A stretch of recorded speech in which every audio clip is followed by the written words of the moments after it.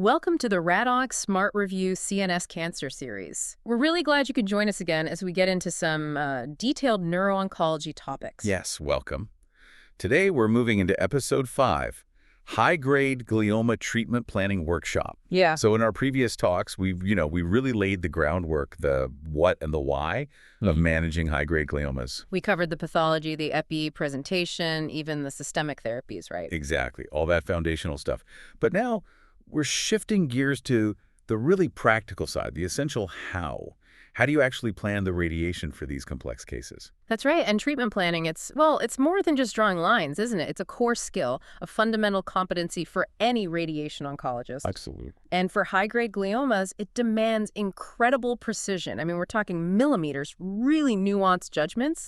The stakes are just incredibly high. It directly impacts tumor control, obviously, but also, crucially, the patient's quality of life down the road. Definitely. So to make this really practical, we're going to walk you through the process using our two main cases again, the ones we discussed before. Right. We'll bring back our 64-year-old gentleman with the resected glioblastoma, the GBM, that classic aggressive tumor. Okay.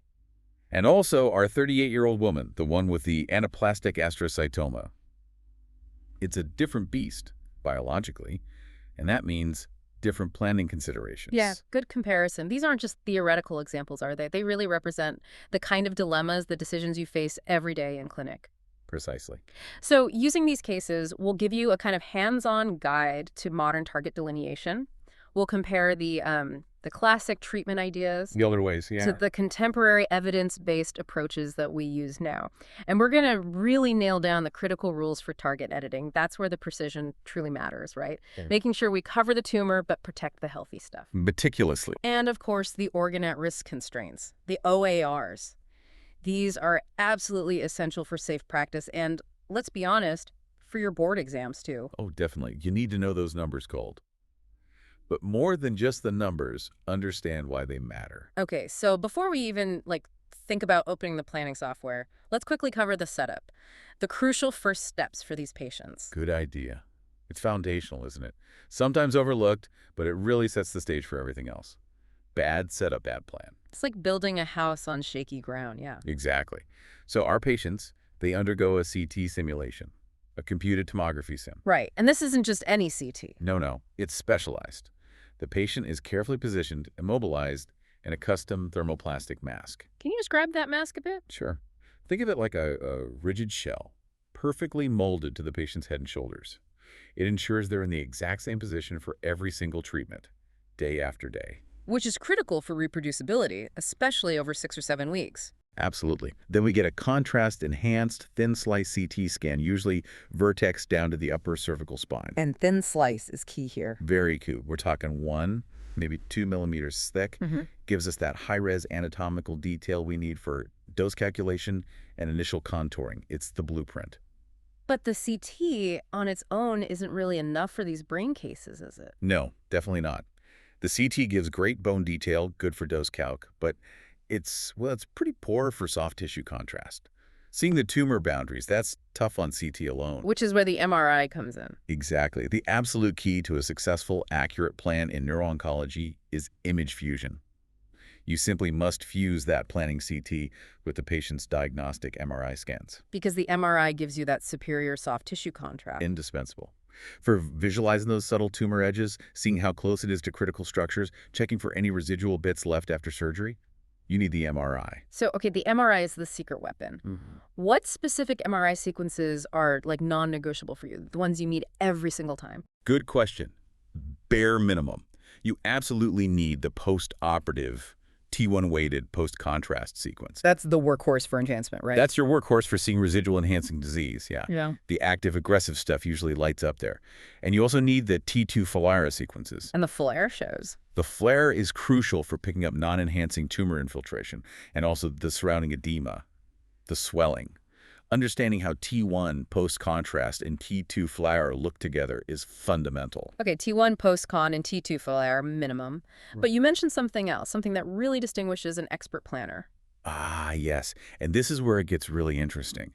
Best practice, absolutely essential in my view, is to also fuse the preoperative MRI scan. The pre-op, wow. Why go back to before the surgery? Seems counterintuitive. It does initially, but think about it. It's like detective work. Surgery, while necessary, can drastically change the brain's anatomy. Things shift around. Exactly. Brain shifts, fluid collects in the cavity. The post-op scans might not show you where the tumor originally was or its full extent before they remove parts of it. Ah, okay. So the pre-op is the only true map of the original tumor footprint. Precisely. Its full extent, its relationship to vital structures before anything was disturbed. This is critical for accurately defining your initial gross tumor volume, your GTV, especially for infiltrative tumors like glioma. You need to know where it was, not just what's left. That makes perfect sense. So having captured the anatomy meticulously with CT-infused MRIs, including the pre-op, let's go back to our 64-year-old GBM patient. The core question: where do you draw the line? This has been debated for years. Decades, really, and understanding this history is key. For GBM, there have basically been two competing philosophies on defining the target volume. Okay. The first is the classic RTOG approach, radiation therapy oncology group. And you can summarize it simply as treat the edema. Treat the edema. That sounds broad. Where did that come from? It came from early autopsy studies way back. They found glioma cells, especially GBM cells, had infiltrated way beyond the enhancing part you saw on scans. They were hiding in the edema. Microscopic disease, yeah. Right, which led them to think you needed a much bigger treatment volume. So they developed a two-volume technique, sometimes called a cone down. How did that work? Okay, so the initial volume, CTV1, got 46 gray. The GTV for this phase was huge. Surgical cavity, any leftover T1 enhancement, and the entire surrounding T2 FLA or edema. All of it. Wow.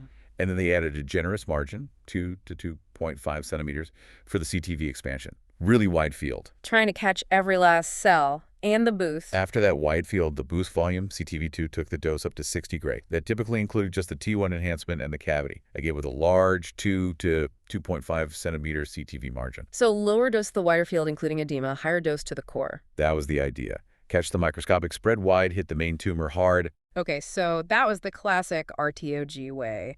What's changed? How does that compare to modern practice? Seems like there's been a big shift. A massive shift. And this is really the crux of modern GBM planning. The current approach, championed by groups like ESTRO in Europe and EORTC, follows a totally different philosophy. Treat the recurrence. Treat the recurrence, what does that mean? It means we learned from experience from lots and lots of studies that over 80%, maybe even higher, of GBM recurrences happen centrally. Centrally meaning? Meaning close to the original tumor. Specifically, within about 2 centimeters of the original enhancing lesion. Ah, so even when they treated that huge edema field. Exactly. Even treating that vast T2 FLA edema field didn't stop these central failures. But what it did do was increase toxicity, more side effects, more cognitive problems because you were irradiating so much healthy brain unnecessarily. That's a huge realization. So the bigger field wasn't better, it was potentially worse. It was a game changer in our thinking. It led directly to the modern single volume approach, which is now the standard. Okay, walk us through that. How does the single volume approach work? It's much more focused. The GTV is defined simply as the surgical cavity plus any residual T1 post-contrast enhancement. That's it. Much smaller GTV. Much smaller. Then the CTV is created by a uniform 1.5 centimeter expansion on that GTV. And this entire single volume gets treated to the full 60 gray, usually in 30 fractions. So one volume, 60 gray, and the key difference is? The crucial difference worth repeating is that the surrounding vasogenic T2 and FLI are edema. It's intentionally excluded from the GTV, and therefore from that high-dose 60 gray volume. Because treating it didn't help prevent recurrence where it usually happens, and it caused harm. Precisely. It reflects our current understanding. The edema is there, sure, but targeting it broadly doesn't improve outcomes and adds toxicity. And this isn't just theory, right? This is baked into guidelines now. Absolutely. The 2023 ESTRO and ENO guidelines have formally adopted this as the standard approach for GBM planning. It shows how we evolve based on evidence, always aiming for better control with less harm. Now, you mentioned a quick pearl earlier about a sort of hybrid GTV. What's that about? Right. So while the standard is clear cavity plus T1 enhancement, some experts, in very specific cases, might advocate for a slight modification. Okay. This involves including not just the cavity and T1 enhancement, but also any areas of nodular nonlinear T2 signal that look really suspicious for non-enhancing tumor infiltration. So not the diffuse finger-like edema. Exactly. You still exclude the diffuse vasogenic edema, But if you see a distinct, maybe lumpy-looking T2 brightness right next to the enhancing part, something that doesn't look like typical edema, You might consider adding just that specific nodule to the GTV. you might. It takes a keen eye, careful review of all the imaging, maybe advanced sequences. Wow. It's nuanced, requires judgment, but it's something to consider if you have a high suspicion of infiltration just beyond the enhancement itself. Interesting. Requires real radiological expertise. Okay, let's switch gears now to our other case, the 38-year-old woman with the anaplastic astrocytoma. The planning philosophy here is quite different, you said. Distinctly different, yes. And it all comes down to the underlying biology. What's the key biological difference we need to remember? The main thing for anaplastic astrocytomas, these are grade 3 gliomas, is that they are often non-enhancing on that T1 post-contrast MRI. Unlike GBM, where enhancement is key. Right. For many anaplastic astrocytomas, the T2 and the fellar hyperintensity, that bright signal, that is the tumor itself. It's not just edema surrounding an enhancing core like in GBM. So the T2-FLAR signal represents the actual tumor cells infiltrating. Largely, yes. These tumors often don't disrupt the blood-brain barrier enough to cause that T1 enhancement. So if you only contoured the enhancement, you'd miss most of the tumor. Okay, so that obviously changes how you define the GTV completely. Completely. For an anaplastic astrocytoma, the GTV is defined as the entire T2 and flare abnormality, plus the surgical cavity if one exists. You treat the whole T2-FLAR signal area as gross disease. Essentially, yes, because that's where the bulk of the tumor cells are presumed to be. Then we create the CTV with a 1 to 1.5 centimeter margin around that entire T2-FLR GTV. And that margin comes from? That was the standard used in the Catanon trial, which was the landmark study for these grade 3 tumors. Established the standard of care. And the dose is different, too. Slightly different, yes. The prescription is 59.4 gray in 33 fractions. Different fractionation than GBM, reflecting the specific trial data and biology. A good reminder that high-grade glioma isn't monolithic. The specifics matter. Definitely. So for both GBM and anaplastic astrocytoma, once you've made that initial CTV expansion 1.5 centimeter or 1.5 centimeters, the next critical step is manually editing that CTV. Yes, crucial step. And it's not just cosmetic. It's about respecting anatomy, minimizing dose where it's not needed, while still covering your target. So what's the guiding principle? Is there an easy way to remember where to trim? There is, actually. It's quite elegant. Just remember this. Gliomas generally respect bone, dura, and the tentorium. Okay, bone, dura, tentorium, they act like barriers. Natural, dense anatomical barriers. They tend to stop the microscopic spread. Think of them as walls. So for boards, lock this in. Gliomas respect bone, dura, and the tentorium. Okay, so applying that principle. You should trim the CTV right off the inner table of the skull. Because these are brain tumors, parenchymal tumors, they typically don't invade bone. Makes sense. Similarly, you edit your CTV to stop right at the falx cerebri, that dural fold between the hemispheres and the tentorium cerebelli, the dural fold separating cerebrum from cerebellum. These dense structures are strong barriers. Allows us to safely reduce the volume near them. Exactly. But, and this is the huge exception, the one that can really catch you out, the corpus callosum, where the falx meets the corpus callosum, that big bundle of white matter connecting the hemispheres, you must not trim the CTV there. Why not? If the falx is a barrier. Because the corpus callosum itself is like, Right. think of it as the superhighway for tumor cells crossing the midline. Ah, a direct pathway across. It's a dense tract of fibers, specifically designed to connect the two sides of the brain. And unfortunately, tumor cells exploit that highway really efficiently. They track right along those fibers. Wow, that's a powerful analogy. The superhighway. And the implication is serious. Very serious. Failing to adequately cover the tumor interface near the corpus callosum is a classic reason for marginal recurrences, tumors coming back right at the edge of your field, often on the other side. So, just to be clear for everyone listening, why is that spot so vulnerable? It's those organized white matter tracts letting cells sneak across, right, bypassing the falx barrier right there. Exactly. So you deliberately don't trim to the dura right at that specific interface because the tumor biology overrides the general rule. Critical exception. Okay, so we've edited the CTV. What about the PTV, the planning target volume? Right, the PTV. This is a purely geometric concept. It's not tumor. It's an expansion added to account for uncertainties. Uncertainties like? Like small day-to-day variations in patient setup, even with the mask. And tiny patient movements during treatment, a slight head turn, even breathing effects. So it's a safety margin. It's a safety buffer, exactly. An engineering solution. Yeah. Usually a 3 to 5 millimeter uniform expansion on your final edited CTV. It ensures that even with those small shifts, the entire CTV gets the dose you prescribed. And the rule for editing the PTV is? The rule is simple. You never trim the PTV to anatomical structures. Never. Never. It's a planning margin, a geometric buffer, not an anatomical contour. You don't trim it off the skin or bone or an OAR. Why not? What happens if you do? Trimming the PTV means you're deliberately creating a potential cold spot right where you intended to treat. You risk underdosing the edge of your CTV, your microscopic disease. It defeats the whole purpose of the PTD margin. It's a major planning no-no. Okay, that's a really important distinction. Don't trim the PTV. Got it.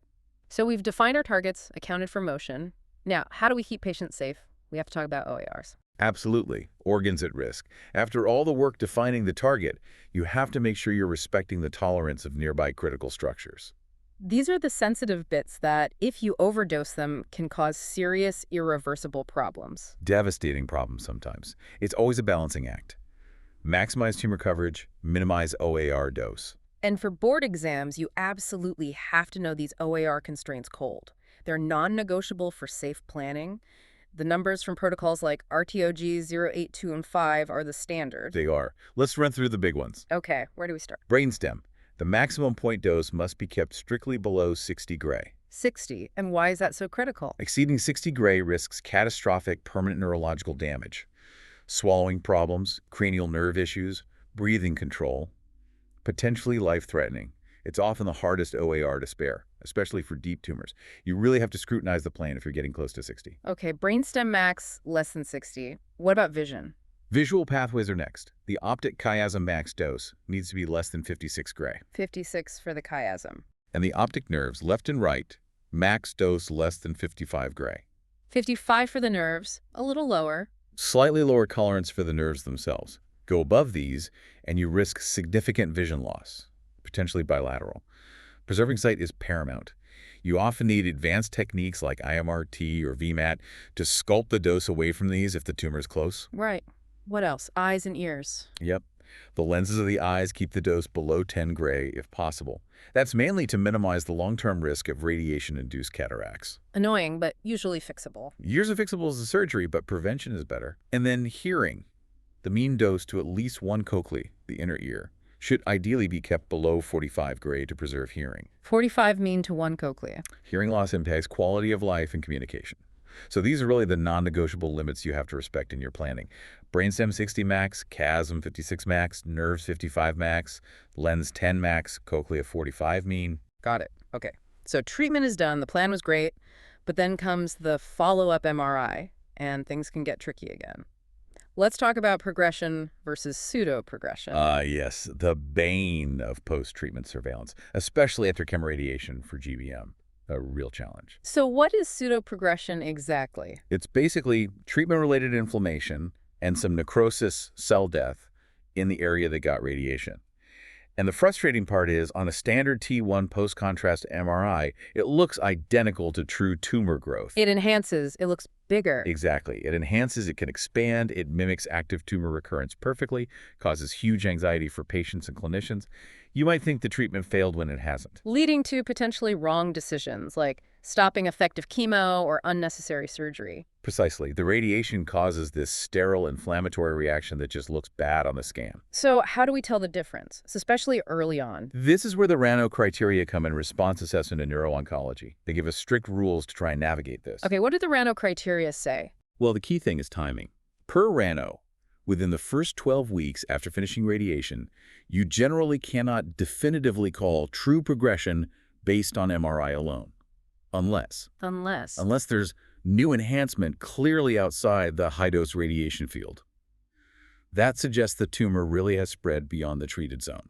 Okay, new enhancement outside the field counts. What else? Or if you have pathologic confirmation from a new biopsy, obviously that's invasive, but it gives a definitive answer. So without those two things, you have to be cautious in the first 12 weeks. Why is making that distinction so critical for managing the patient? Because, as you said, you want to avoid unnecessary interventions. Stopping chemo that might actually be working, doing risky reoperations. If it's just pseudoprogression, it often stabilizes or improves on its own over time. Patience and careful follow-up are key in that early window. Maybe advanced imaging like MR perfusion or spectroscopy can help sometimes, but the standard T1 post-con is ambiguous early on. Okay, that RANO rule is vital then.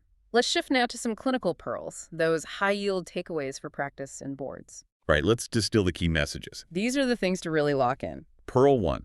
For GBM volumes, remember the modern standard, single volume approach. GTV is cavity plus T1 enhancement. Add a 1.5 centimeter CTV margin.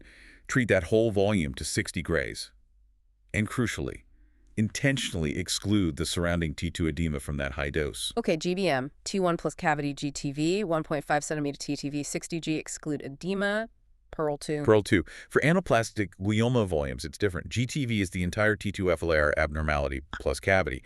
At a 1 to 1.5 centimeter CTV margin, treat that volume to 59.4 gray. Remember, T2-FLAR is the tumor here. Right. Anaplastic. T2-FLAR GTV, 1.5 centimeter CTV, 59.4 guy. Pearl 3 is about trimming. Pearl 3. Anatomical trimming. Trim the CTV at bone, folks, and tentorium and the natural barriers, but the big exception, never trim the CTV at the corpus callosum if the tumor is nearby. Remember the superhighway. Don't trim the corpus callosum, okay. Yeah. Pearl 4 is OARs. Pearl 4. Key max dose constraints to no cold. Brainstem less than 60 gray. Chiasm less than 56 gray. Optic nerves less than 55 gray. Absolutely critical for safety. Brainstem 60, chiasm 56, nerves 55, and Pearl 5. Pearl 5. Pseudoprogression. Remember, you can't reliably distinguish it from true progression on standard MRI in the first 12 weeks post-RT.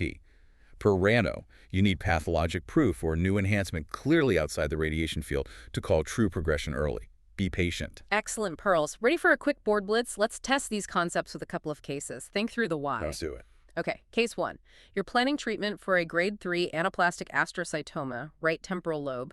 It's mostly a big T2-FLR abnormality, no significant enhancement. How do you define the GTV? Is it A, T1 post-contrast enhancing part only, B, the entire T2-FLR hyperintense signal, C, surgical cavity only, or D, T2-FLR signal plus a 1 centimeter margin? Okay, thinking about anaplastic astrocytoma, non-enhancing. The T2-FLAR is the tumor, so the GTV has to be that entire signal. The answer must be B. Explain why the others are wrong. Well, A is wrong because there's no significant enhancement to target. C is wrong because just the cavity misses the infiltrative tumor in the T2-FLAR signal. And D is tricky, but adding a margin makes it a CTV, not a GTV. So the GTV itself is just the T2-FLAR signal. Answer is B. Perfect rationale. Case 2. You're reviewing a GBM plan. CTV was made with a 1.5 centimeter expansion from GTV, standard practice. But to spare the optic nerve, the planner trimmed the PTV by 2 millimeters away from the nerve. Is this correct? A, yes, sparing the optic nerve is highest priority. B, yes, but 5 millimeter trim is better. C, no, the CTV should have been trimmed, not the PTV. Or D, no, neither CTV nor PTV should ever be trimmed. This is that critical PTV rule. You never trim the PTV to spare an OAR. The PTV is purely geometric for setup uncertainty. Trimming it risks underdosing the target. If hard choice has to be made to spare an OAR at the expense of coverage, that decision involves modifying the CTV, the biological target volume, if you're carefully and consciously. So trimming the PTV is fundamentally incorrect. The answer has to be C. Excellent. That really nails down that PTV principle. Okay, let's summarize today's workshop. We covered a lot of ground on high-grade glioma planning. We really did. We started with the setup, the importance of CT sim, and especially MRI fusion, including that crucial pre-op scan. Then we contrasted the classic RTOG treat the edema approach for GBM with the modern estro standard treat the recurrence, which intentionally excludes the T2 edema from the high-dose volume. Big shift there.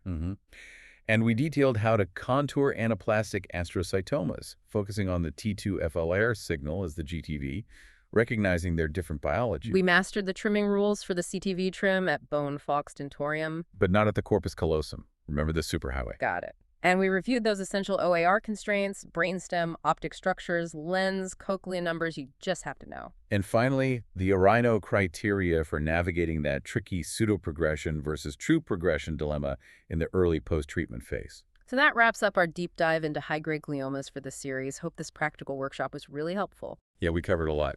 Planning these cases is complex, but so important. Our next series of episodes will switch gears completely, moving to the other end of the spectrum, low-grade gliomas. We'll kick off with Episode 6, LDG foundations, risk stratification, and the timing debate.